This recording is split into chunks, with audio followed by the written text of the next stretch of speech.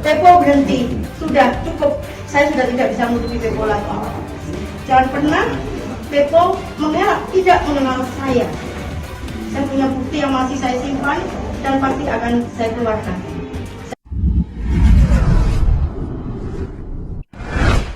Terdesak, tertohok, dan tersudut. Itulah gambaran nasib Pak BY sekarang. Betapa tidak, berturut-turut kader Partai Demokrat meninggalkannya. Udah gitu, masih ditambah pengakuan terdakwa kasus Undang-Undang ITE, Elizabeth Susanti, yang mengaku punya banyak bukti kejahatan yang dilakukan pembina Partai Demokrat ini. Video pengakuan Elizabeth langsung viral seusai diunggah pengguna Twitter dengan nama akun Tukang Rosok pada Rabu 1 Juni 2022. Dalam video itu, Elizabeth Susanti awalnya mengaku tak bisa lagi melindungi SBY. Pepo berhenti, sudah cukup, saya sudah tidak bisa lagi melindungi Pepo lagi. Dan jangan sampai Pepo bilang tidak mengenal saya, daripada saya ungkap bukti yang lain, ujar Elizabeth. Ia pun kemudian memastikan dirinya akan membongkar bukti-bukti itu.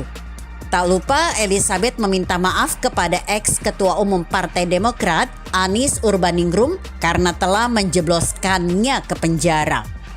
Netizen pun kemudian ramai menyebut SBY tidak bakal bisa tidur tenang dengan pengakuan Elizabeth tersebut. Kelangsungan dinasti Cikeas pun di ujung tanduk. Mungkin inilah makna SBY mengunggah ke Instagram rekaman dirinya menyanyikan ulang lagu Apa Salah dan Dosaku, karya Deloitte pada Kamis 26 Mei 2022. SBY pun menulis caption, dirinya merekam lagu itu di Cikeas tahun 2016 ditemani almarhum Ibu Ani Yudhoyono. Tentu saja, saat netizen sudah menduga unggahan lagu SBY itu bukan sekedar unjuk kebolehan menyanyi, melainkan lagi-lagi sebagai curhat terselubung. Semua sudah hafal kok, SBY gemar curhat dan mengaku prihatin. Kebiasaan SBY ini epik karena biasanya diikuti gerakan tangan mendekap dada. Maka tak salah kalau trademark SBY adalah mantan presiden yang penuh keluh kesah dan selalu merasa tak bersalah. Curhatan SBY kali ini bisa jadi berkaitan perihnya ditinggal kader-kader. Bukan rahasia lagi, banyak anggota Partai Demokrat memutuskan keluar dari Partai Mercy tersebut. Ada Roy Suryo, pakar telematika dan ahli perpancian yang dengan malu-malu menjelaskan, meski keluar dari Partai Demokrat namun hubungannya tetap baik dengan SBY. Menurut Roy, keputusannya keluar dari Demokrat agar bisa lebih bebas sebagai pemerhati multimedia tanpa dikekang aturan partai. Shh, apakah Roy juga ingin bebas bersuara tentang Hambalang? Ferdinand Hutahean dan Ruhut Sitompul adalah nama-nama yang juga hengkang dari Partai Demokrat.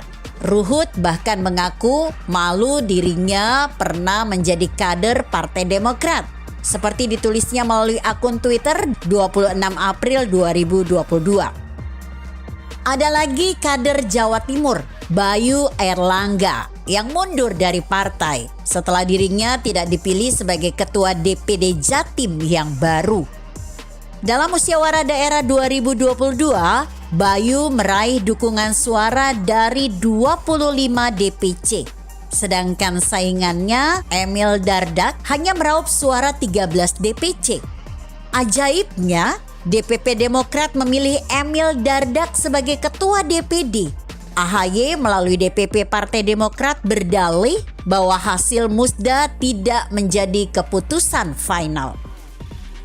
Bayu Airlangga mengaku kecewa dan merasa dizolimi. Hebatnya, ia tak bernyanyi Apa Salah dan Dosaku seperti SBY. Sementara itu, banyak pengamat meramalkan karir Emil Dardak akan meredup karena dianggap bersekutu dengan AHY yang namanya kian merosot. Dan SBY tentu semakin terlihat tidak bahagia mendapati fakta bahwa putra kebanggaannya, Den Bagus AHY, si pemegang tampuk kepemimpinan partai, membuat Demokrat makin ditinggalkan. AHY bukan hanya ditinggalkan kadernya di Jawa Timur, tetapi juga di Sulawesi Selatan. Di sana, politikus senior Ilham Arif Sirajuddin atau IAS memastikan sejumlah loyalis yang mendukungnya di Musda Demokrat Sulawesi Selatan pada Desember 2021 lalu akan pindah ke Partai Golkar. Beberapa orang bahkan sudah terang-terangan menyatakan keluar. Mereka semua tidak nyaman dengan kepemimpinan AHY. Seperti Bayu Erlangga, IAS juga memenangkan Musda Demokrat Sulsel dengan dukungan terbesar sebanyak 16 suara DPC. Namun AHY, sang ketua umum, lebih memilih Nimatullah sebagai ketua DPD. Dua kejadian eksodus besar-besaran Partai Demokrat membuat mata kita terbuka pada kemampuan berorganisasi AHY. AHY punya kecenderungan otoriter sekaligus gagap dalam masalah-masalah manajerial. Banyak pihak melihat kegagalan AHY memimpin partai karena melibatkan like and dislike, bukan profesionalitas dan objektivitas. Ini pun makin menguatkan dugaan bahwa Partai Demokrat di bawah AHY bukan hanya partai keluarga SBY, melainkan juga partai yang tak sedemokratis namanya. Pasti kenyataan ini membuat SBY makin nyesek. Tapi sebenarnya bukan kali ini saja SBY merasa nyesek dengan beban hidupnya. Curhat SBY mungkin telah terjadi ribuan kali, membuat orang justru tertawa mengingat ia adalah mantan tentara yang seharusnya tegar. SBY memang gemar playing victim. Setahun lalu SBY bahkan pernah menulis, kebenaran dan keadilan datangnya sering terlambat. Tapi pasti. Ini diunggah pada 15 Maret 2021 di akun Facebook dan YouTube SBY, serta akun Instagram istrinya, Ani Yudhoyono in Memoriam. Saat itu SBY menulis tentang pengkhianatan seseorang yang dulu dianggapnya sahabat sekaligus orang dekatnya. SBY pun menuliskan dialog imajinernya seolah bisikan Tuhan dan nuraninya yang berbicara. Hatimu pasti luka, sedih, dan terhina. Betapa partai politik yang kau gagas berdirinya, serta pernah kau pimpin dan besarkan, kini harus mendapatkan perlakuan seperti ini. Sesuatu yang ketika kuasa ada di dalam dirimu, ada dalam tanganmu, perlakuan tak terpuji seperti itu tak pernah kau lakukan. Seperti biasa, tulisan SBY selalu berasa cengeng. Entah kepada siapa tulisan itu ditujukan. Menurut Gede Pasek Mahardika, mantan loyalisnya di Partai Demokrat, tulisan itu ditujukan kepada Anas Urbaningrum. Dan pengakuan Elizabeth makin menguatkan dugaan publik bahwa Anas Urbaningrum telah dikorbankan. SBY pun pernah mengeluh gajinya tidak pernah naik selama 7 tahun terakhir. Keluhan itu disampaikannya pada siaran pers 1 Januari 2012. Gaji Presiden RI saat itu besarnya sekitar 62 juta per bulan. Ditambah dana operasional atau taktis Presiden sebesar 2 miliar per bulan. Yang lebih menggelikan lagi, SBY pun pernah mengeluh bahwa gaji Presiden yang ia terima sangat kecil. Pakar komunikasi Universitas Indonesia, Effendi Ghazali, kemudian menjadikan SBY bulan-bulanan dalam sebuah talk show di salah satu stasiun TV swasta. Menurutnya, curhat SBY soal kenaikan, SBY tentu wajar-wajar saja. Namun menjadi tidak etis jika disandingkan dengan kondisi masyarakat yang lemah.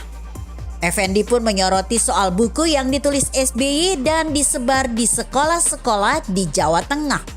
Menurut Effendi, Barack Obama menyebarkan buku yang menceritakan kisah hidupnya sebelum Obama menjadi Presiden Amerika Serikat.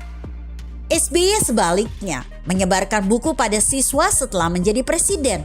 Mungkin karena lagu-lagunya kurang populer sehingga perlu ditambah dengan buku. Demikian sindir Effendi.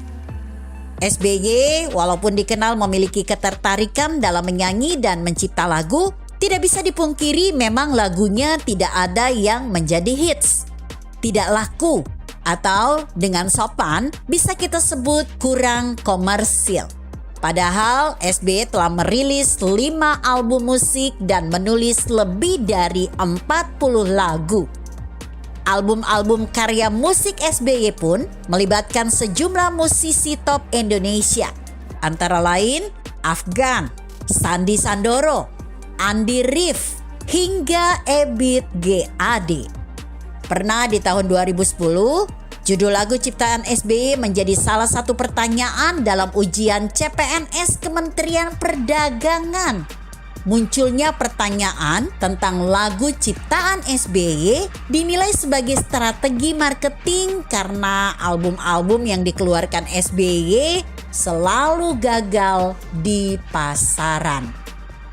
SBY sesungguhnya patut kita kasihani. Di masa pensiunnya harus deg-degan menanggapi banyak mantan bawahannya yang ingin buka mulut. Masih ditambah galau memikirkan nasib kedua putranya yang belum terlihat jelas masa depannya. Sebagai politisi, AHY dan adiknya Ibas belum terlihat menonjol, apalagi berprestasi. SBY sedang galau. Di sini kita semua merasa prihatin. Begitu kira-kira. Artikel ini ditulis Nia Megalomania yang disadur dari redaksi Indonesia.com dengan judul SBY makin tersudut. Jika Anda berpendapat lain, tuliskan komentar Anda di bawah ini. Saya Emma, Karisma 90.